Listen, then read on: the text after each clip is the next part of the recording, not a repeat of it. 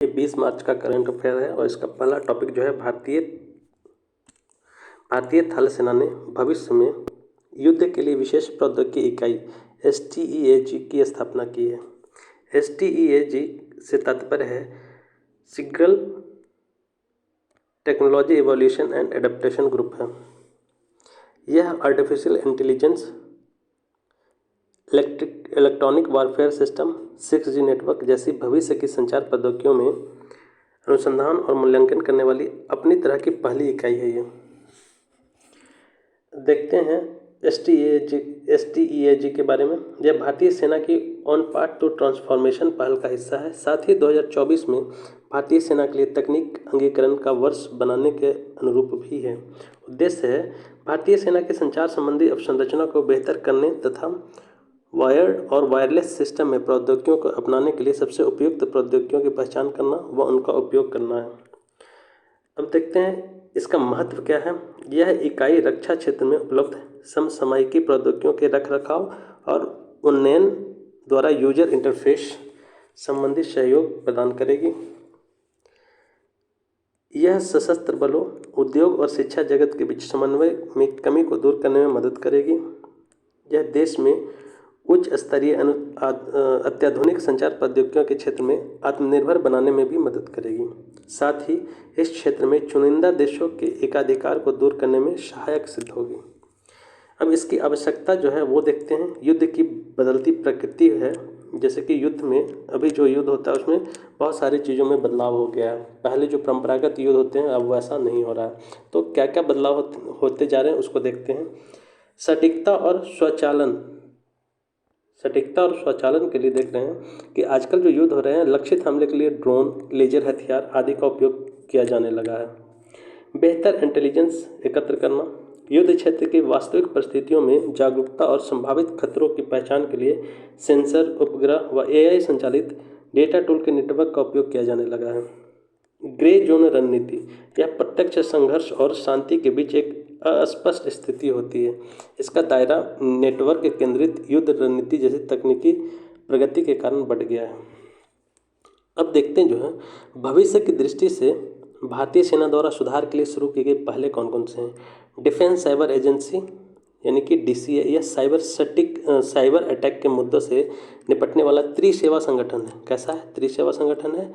Command cyber operation support wing, यह grey zone और पारंपरिक सैन्य अभियानों के लिए संचार एवं साइबर मिशनों की सुरक्षा सुनिश्चित करता है। Secure army mobile Bharat version handset, ये एंड टू एंड सुरक्षित मोबाइल इकोसिस्टम प्रदान करता है। नेक्स्ट है प्लास्टिक अपशिष्ट प्रबंधन संशोधन नियम 2024 अधिसूचित किया गया है, उसको देखते हैं। ये नियम केंद्रीय पर्यावरण, वन और जलवायु परिवर्तन मंत्रालय ने पर्यावरण अधिनियम 1986 के तहत अधिसूचित किया है। ये नियम प्लास्टिक अपशिष्ट प्रबंधन PWM नियम 2016 के बारे में यानी कि 2016 में संशोधित करता है। संशोधित नियमों पर एक नज़र डालते हैं कि क्या क्या संशोधन हो रहा है।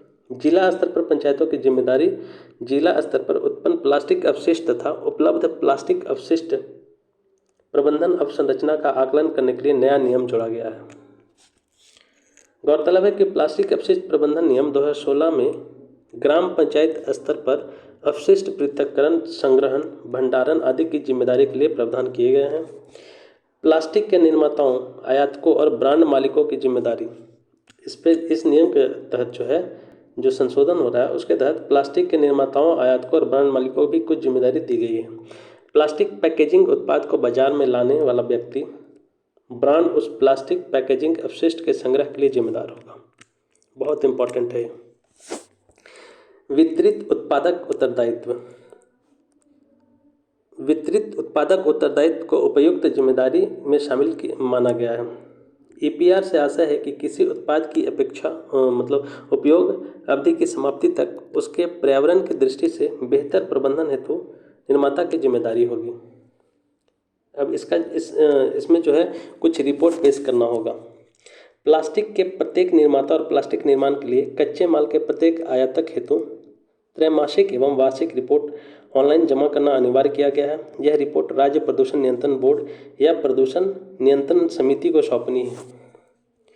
जिला स्तर पर प्रत्येक शहरी स्थानीय निकाय एवं पंचायत के लिए भी शहरी ग्रामीण विकास विभागों SPCB और PCC में वार्षिक रिपोर्ट जमा करना अनिवार्य किया गया है। इन रिपोर्ट्स का ऑडिट जो है SPCB और PCC नामित एजेंसी द्वारा किया जाएगा। अब जो है कुछ चीज़ें जानते हैं कि प्लास्टिक प्रदूषण से निपटने के लिए शुरू किए जो अन्य पहल था उसके बारे में जानते हैं। 1 जुलाई 2022 से कुछ चिन्हित सिंगल यूज प्लास्टिक पर प्रतिबंध लगा दिया गया है। 1 जुलाई 2022 से स्वच्छ भारत मिशन, इसके तहत प्लास्टिक अपशिष्ट के स्रोत स्थल पर ही अलग करने एवं संग्रह करने तथा परिवहन और प्रोसेसिंग की दिशा में प्रयास किए गए हैं। इसके बाद है वेस्ट टू वेल्थ मिशन, इसका उपयोग प्लास्टिक और अन्य शहरी अपशिष्ट प्रबंधन में चक्रीय अर्थव्यवस्था को बढ़ावा देना है।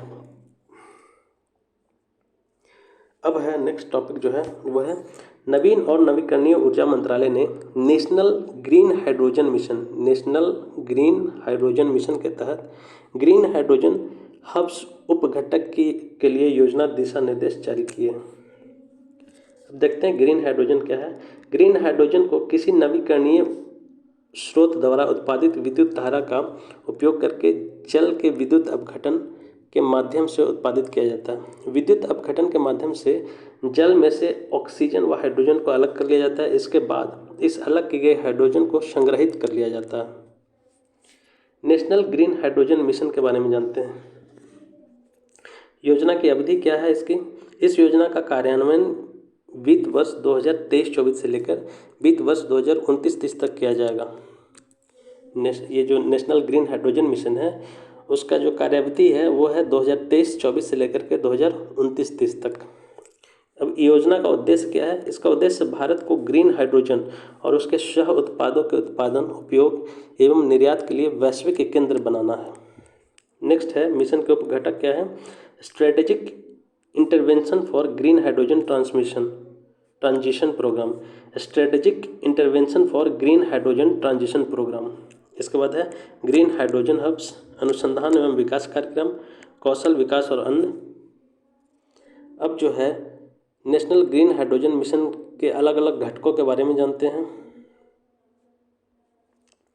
ग्रीन हाइड्रोजन हब्स, इसके तहत वित्त वर्ष 2025-26 तक कम से कम 2 ग्रीन हाइड्रोजन हब्स स्थापित करने का लक्ष्य रखा गया है। इसके तहत हब्स में केंद्रीय अवसंरचना का विकास भी शामिल है। हाइड्रोजन हब्स निर्धारित भौगोलिक क्षेत्र होते हैं। यह हाइड्रोजन उत्पादकों और उपभोक्ता के नेटवर्क तथा भंडारण, प्रसंस्करण और परिवहन के लिए पर्याप्त अवसंरचना शामिल होते हैं।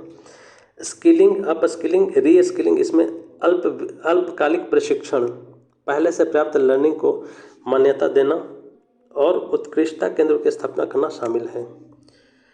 अब जो है इस कार्यक्रम के बारे में जानते हैं। साइट कार्यक्रम के बारे में जानते हैं। साइट घटक 1 इलेक्ट्रोलाइजर जो है विनिर्माण के लिए प्रोत्साहन योजना, इलेक्ट्रोलाइजर विनिर्माण के लिए प्रोत्साहन योजना, इसमें इलेक्ट्रोलाइजर विनिर्माण के लिए सहायता प्रदान करना शामिल है। इसे नवीन और नवीकरणीय ऊर्जा मंत्रालय द्वारा भारतीय और सौर ऊर्जा निगम के जरिए कार्यान्वित किया जाता है। साइट घटक 2 में यह ग्रीन हाइड्रोजन का उत्पादन करने के लिए प्रोत्साहन किए जाने से संबंधित है। अनुसंधान एवं विकास योजना, इसके तहत वित्त वर्ष 2025-26 तक हाइड्रोजन के उत्पादन, भंडारण, कंप्रेशन, परिवहन, उपयोग आदि के लिए अनुसंधान एवं विकास सहायता प्रदान करना शामिल है। मुख्य योजना दिशा निर्देश इसका क्या है वो देखते हैं। इस योजना दिशा निर्देशों के तहत उन क्षेत्रों को ग्रीन हाइड्रोजन हब्स के रूप में पहचान की जाएगी और विकास किया जाएगा जो हाइड्रोजन के व्यापक स्तर पर उत्पादन व उपयोग का समर्थन करने में सक्षम होंगे। इन हब्स के अंतर्गत ग्रीन हाइड्रोजन परियोजना का विकास करना शामिल है। अब जो है नेक्स्ट है वो है कर्नाटक गीग वर्कर्स सेवा की शर्तें। कर्नाटक गीग वर्कर्स सेवा की शर्तें और कल्याण विधेयक 2024 का मसौदा जारी किया है। कर्नाटक सरकार ने गीग वर्कर्स सेवा की शर्तें और कल्याण विधेयक 2014 मसौदा हितधारकों के साथ साझा किया है। इस विधेयक में गीग वर्कर्स की आय और व्यावसायिक सुरक्षा सुनिश्चित करना तथा उनके कल्याण के लिए शिकायत निवारण तंत्र स्थापित करना है। वर्तमान में राजस्थान देश का एकमात्र ऐसा राज्य है जिसने गीग वर्कर्स के कल्याण के लिए कानून बनाया है। ये बहुत ज़्यादा इम्पोर्टेंट है। नेक्स्ट है गीग वर्कर्स सामाजिक सुरक्षा संहिता 2020 के अनुसार गीग वर्कर्स से आशय ऐसे व्यक्ति से है जो पारंपरिक नियोक्ता कर्मचारी संबंधों के दायरे से बाहर रहते हुए कार्य करता है या कार्य व्यवस्था में भाग लेता है, ऐसे कार्य से आय अर्जित करता है। गीग वर्कर्स को मुख्य रूप से दो श्रेणियों में बांटा गया है। गीग वर्कर्स को कितने श्रेणी में बांटा गया? दो श्रेणी में। पहला जो है प्लेटफॉर्म गीग वर्कर्स और दूसरा है गैर प्लेटफॉर्म गीग वर्कर्स। ये दो श्रेणियों में बांटा गया। अब प्लेटफॉर्म गीग वर्कर्स कौन कौन से होते हैं? तो इसमें ऐसे वर्कर्स शामिल हैं जो किसी ऑनलाइन सॉफ्टवेयर ऐप्स या डिजिटल प्लेटफॉर्म से जुड़कर कार्य करते हैं, जैसे स्विगी या जोमेटो। और जो गैर प्लेटफॉर्म गीग वर्कर्स है, इसमें पारंपरिक क्षेत्रों में काम करने वाले कैजुअल वर्कर्स शामिल हैं। ऐसे वर्कर्स पार्ट टाइम या फुल टाइम आधार पर काम करते हैं। नेक्स्ट है नीति आयोग के अनुसार भारत में गीग इकोनॉमी की स्थिति क्या है? नीति आयोग के अनुसार भारत में गीग इकोनॉमी की स्थिति क्या है? 2020-21 में लगभग 2.26 यानी कि 7.7 मिलियन गैर कृषि कार्यबल गीग इकोनॉमी का हिस्सा था। 2029-30 तक गीग वर्कर्स की संख्या 23.5 मिलियन तक हो जाने का अनुमान है। 2020-21 में लगभग कितना था? 7.7 मिलियन और 2029-30 तक 23.5 मिलियन हो जाने का अनुमान है। गिग इकोनॉमी के विस्तार के लिए जिम्मेदार कौन कौन से कारण हैं वो देखते हैं। वर्कर्स के लिए लचीलापन, जॉब स्विच करने के विकल्प, कार्य समय चुनने की स्वतंत्रता आदि के स्तर पर लचीलापन मौजूद है। नियोक्ताओं के लिए लचीलापन, कार्य के अनुसार कार्यबल रखने का विकल्प उपलब्ध होगा। विशेष कौशल वाले कार्यबल से काम लेने में आसानी, व्यवसाय चलाने के लिए कम लागत लगना इत्यादि। प्रौद्योगिकी अब इसमें क्या क्या यूज होंगे? इंटरनेट की पहुंच बढ़ रही है, ई कॉमर्स व्यवसाय में अधिक वृद्धि के चलते डिलीवरी और लॉजिस्टिक सेवाओं की मांग में वृद्धि आदि। अभी जो है आने वाला टाइम में ई कॉमर्स और भी ज़्यादा बढ़ने वाला है, बहुत इंपॉर्टेंट होने वाला है यह सेक्टर। अब इसके कुछ प्रमुख चिंताएं हैं, उसके बारे में जानते हैं। गिग वर्कर्स को कम वेतन मिलता है। संगठन के अस्थायी कर्मचारी नहीं होने के कारण उच्च पदों पर पदोन्नति का अवसर नहीं मिल पाता। संगठन के अस्थायी कर्मचारियों को मिलने वाली सामाजिक सुरक्षा योजना का लाभ प्राप्त नहीं है। अब जो है भारत में गिग इकोनॉमी के लिए कानूनी फ्रेमवर्क क्या क्या है वो देखते हैं। सामाजिक सुरक्षा संहिता 2020, इसके तहत गिग वर्कर्स को भी सामाजिक सुरक्षा का लाभ देने का प्रावधान किया गया है। उपजीविका जन्य सुरक्षा, स्वास्थ्य और कार्यदशा संहिता 2020, इसका उद्देश्य जो है सुरक्षित व स्वस्थ कार्य परिवेश को बढ़ावा देना तथा कॉन्ट्रैक्ट लेबर को विनियमित करना है, ये इसका मुख्य उद्देश्य है। अब जो है कुछ चीज़ें देख लेते हैं जो न्यूज में था, जिसमें गेल इंडिया जो है वो बहुत ज़्यादा चर्चा में था। गेल इंडिया लिमिटेड ने देश की पहली लघु पैमाने की तरलीकृत प्राकृतिक गैस इकाई स्थापित की है। ठीक है, गेल इंडिया लिमिटेड ने देश की पहली लघु पैमाने की तरलीकृत प्राकृतिक गैस इकाई स्थापित की है। गेल इंडिया लिमिटेड ने SSLNG इकाई विजयपुर मध्य प्रदेश में स्थापित की है। ये इम्पोर्टेंट है वन लाइनर के लिए। गेल इंडिया लिमिटेड ने SSLNG इकाई विजयपुर मध्य प्रदेश में स्थापित की है। गेल इंडिया को 1984 में पेट्रोलियम और प्राकृतिक गैस मंत्रालय के तहत एक केंद्रीय सार्वजनिक उपक्रम के रूप में स्थापित निगमित किया गया था। इसका उद्देश्य प्राकृतिक गैस के प्रभावी एवं समुचित उपयोग में तेजी लाना व उसका अनुकूलन करना है। SSLNG आमतौर पर औद्योगिक और व्यावसायिक उपभोक्ताओं को LNG के तरल या सुपर कूल्ड स्वरूप में उसकी आपूर्ति करता है। जिन क्षेत्रों में पाइपलाइन कनेक्टिविटी नहीं होती है, उन क्षेत्रों में इसकी आपूर्ति विशेष ट्रकों और छोटे जलयानों के माध्यम से की जाती है। अब जो है तरलीकृत प्राकृतिक गैस वास्तव में प्राकृतिक गैस है जिसे तरल अवस्था में ठंडा किया जाता है। परंपरागत रूप से LNG को पुनः गैसीकृत किया जाता है और इसकी आपूर्ति गैस पाइपलाइनों के माध्यम से की जाती है। कैसे की जाती है? गैस पाइपलाइनों के माध्यम से। SSLNG को मुख्यतः समुद्री पोत ईंधन, ऑफ ग्रिड स्थानों में बिजली उत्पादन, परिवहन ईंधन आदि के लिए उपयोग किया जाता है। LNG में आमतौर पर 90% मीथेन होती है। क्या होता है? 90% मीथेन होता है। इसमें इथेन, प्रोपेन, ब्यूटेन और अल्प मात्रा में नाइट्रोजन भी होता है।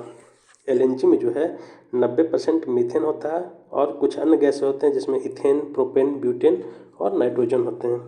भारत की गैस आधारित अर्थव्यवस्था के विजन को साकार करने के लिए सभी क्षेत्रों में एलएनजी को तेजी से अपनाए जाने की आवश्यकता है। भारत का लक्ष्य प्राथमिक एनर्जी मिक्स में प्राकृतिक गैस की हिस्सेदारी को वर्तमान 6% से बढ़ाकर 2030 तक 15% करना है। ये इम्पोर्टेंट है। भारत का लक्ष्य प्राथमिक एनर्जी मिक्स में प्राकृतिक गैस की हिस्सेदारी को अभी जो 6% है इसको बढ़ाकर 2030 तक 15% करना है।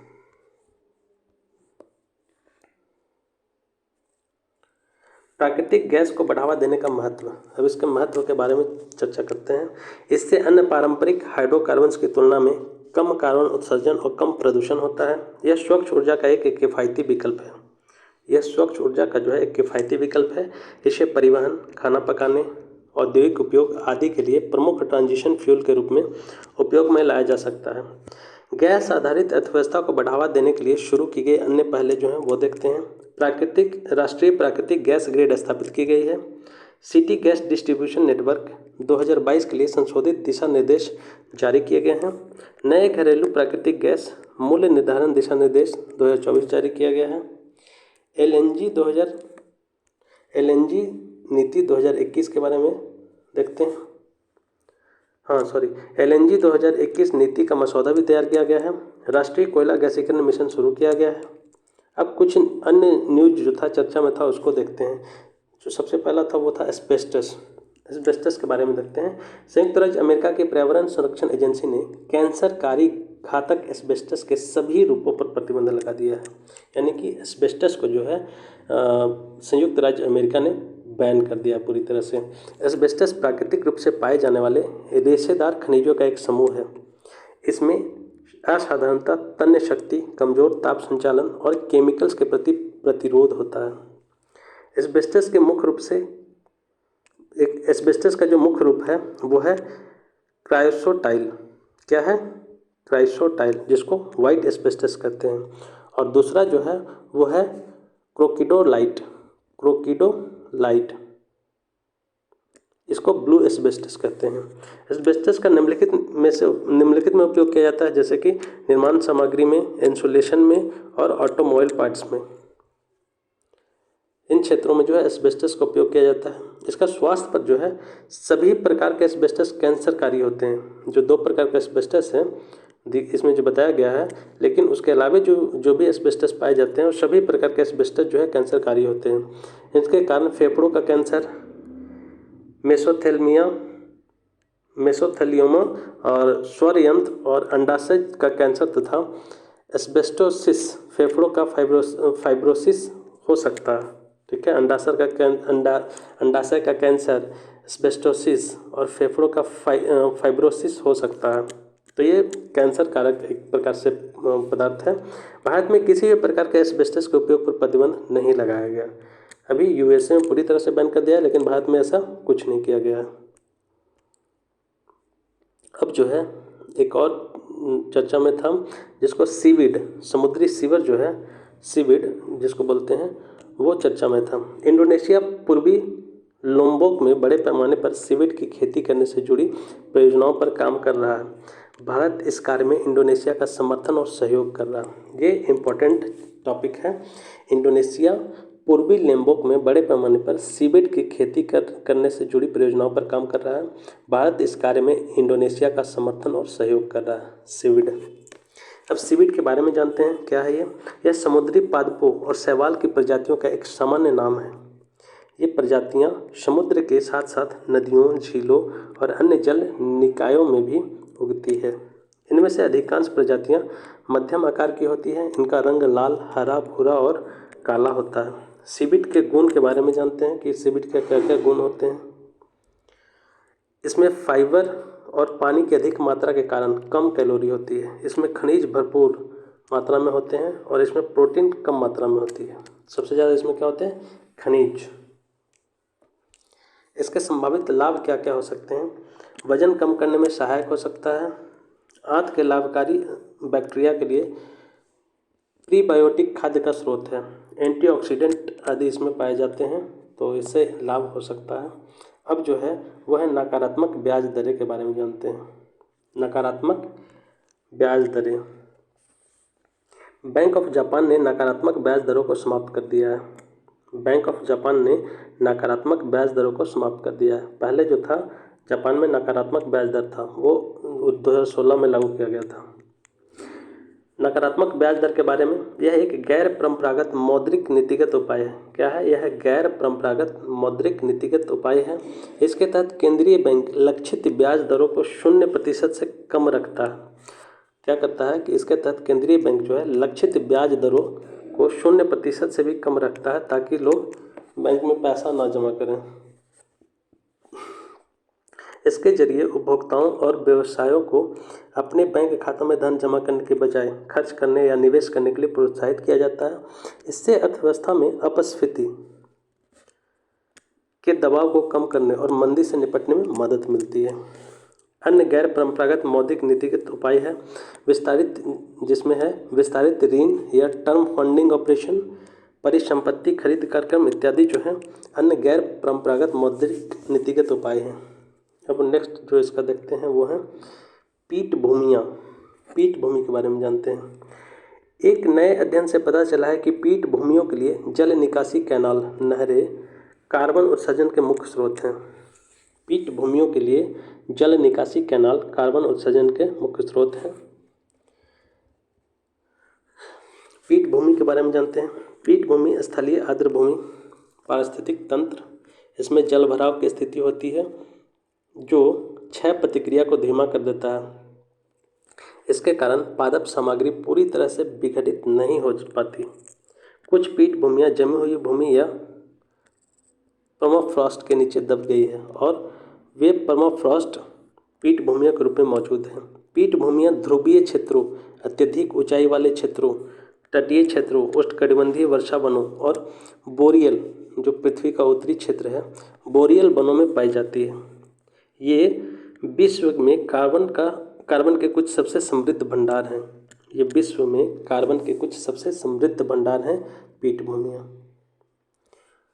अब जो है देखते हैं विश्व खुशहाली रिपोर्ट अभी रिलीज हुआ है, world happiness report 2024। World happiness report 2024 को संयुक्त राष्ट्र विकास समाधान नेटवर्क, ठीक है, संयुक्त राष्ट्र विकास समाधान नेटवर्क UNSDSN, ठीक है ना, यानी कि संयुक्त राष्ट्र विकास समाधान नेटवर्क जो है वर्ल्ड हैप्पीनेस रिपोर्ट जारी करता है।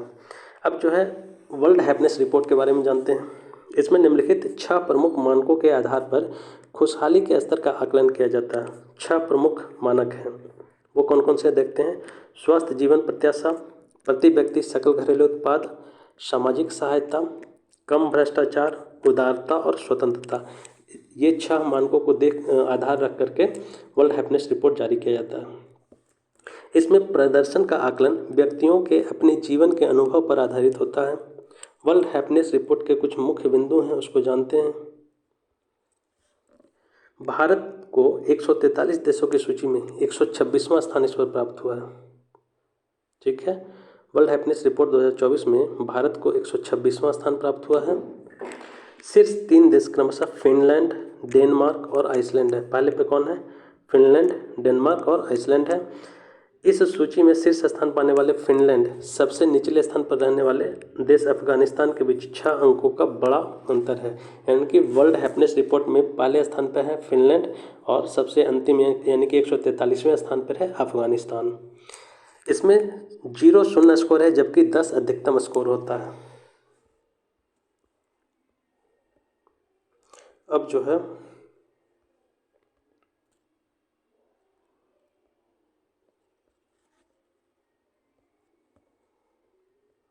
नेक्स्ट है infrastructure investment trust. Infrastructure investment trust, राष्ट्रीय राजमार्ग इंफ्रा ट्रस्ट ने राष्ट्रीय राजमार्ग खंडों के लिए सबसे बड़े इंफ्रास्ट्रक्चर इन्वेस्टमेंट ट्रस्ट के मुद्रीकरण का कार्य पूरा कर लिया है।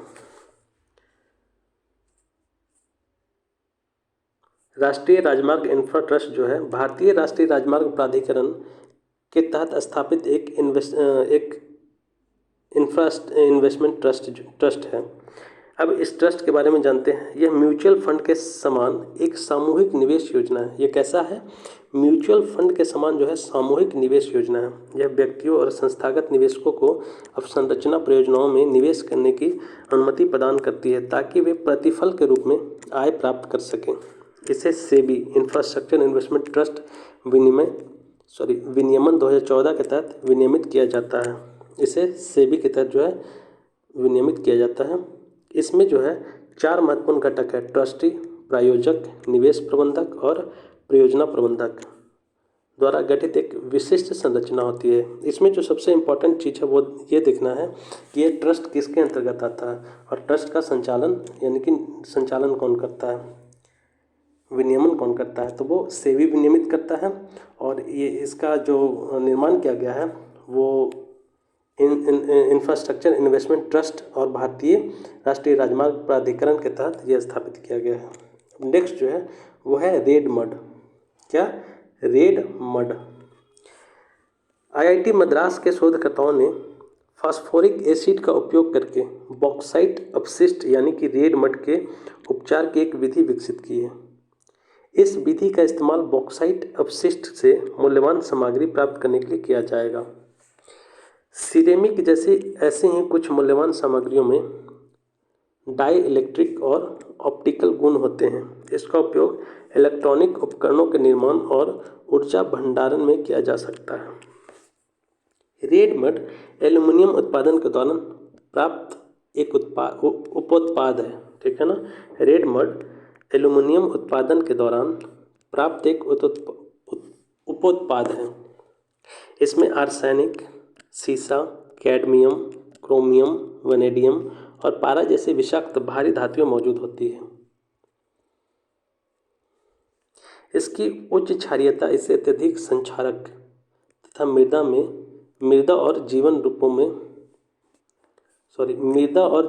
रूपों के लिए हानिकारक बनाती है। इसकी उच्च क्षारीयता इसे अत्यधिक संक्षारक तथा मृदा और जीवन रूपों के लिए हानिकारक बनाती है। अब जो है नेक्स्ट है वो है वन्यजीव संरक्षण के लिए अंतर्राज्यीय समन्वय। वन्यजीव संरक्षण के लिए अंतर्राज्यीय समन्वय। केरल, कर्नाटक और तमिलनाडु के वन विभागों ने एक अंतर्राज्यीय समझौते पर हस्ताक्षर किए। इसका उद्देश्य वन्यजीव संरक्षण अधिनियम के अनुसूची 1 में सूचीबद्ध जानवरों और वन में रहने वाले समुदायों की सुरक्षा करना है। साथ ही मानव जीवन संघर्ष को रोकना व पारितंत्र का संरक्षण करना है। इस समझौते के तहत संरक्षण करने व मानव वन्यजीव संघर्ष रोकने वाले समाधानों के लिए कार्य योजना को निर्धारित करना, खुफिया जानकारी साझा करने के लिए सहयोग विकसित करना, संसाधनों का विनिमय करना आदि शामिल है।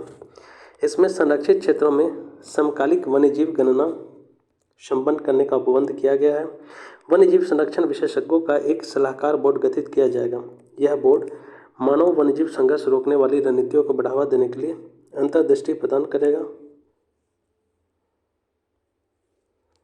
यह समझौता मानव वन्यजीव संघर्ष के समन्वय प्रबंधन के लिए मानक परिचालन प्रक्रिया की भी व्यवस्था करता है। अब जो है कुछ चीज़ें न्यूज में था उसको देखते हैं। जैसे कि सोफिया एक जगह है, बुल्गारिया की राजधानी है, वो न्यूज में था, उसको देखते हैं। हाल ही में भारतीय नौसेना ने हाईजैक किए गए बुल्गारियाई जहाज रुएन, ठीक है ना, रुएन जो है एक बुल्गारियाई जहाज है, उसको हाईजैक कर लिया गया था। रुएन और बंधक बनाए गए उसके चालक दल को सोमालियाई समुद्री डाकुओं से बचाया है। ठीक है ना, भारतीय नौसेना ने रुएन को सोमालियाई डाकुओं से बचा लिया है। जो बंधक थे उन सभी को छुड़ा लिया गया है। अब इसकी बुल्गारिया की जो राजधानी है सोफिया, बुल्गारिया के एक स्ट्रेटेजिक जगह है।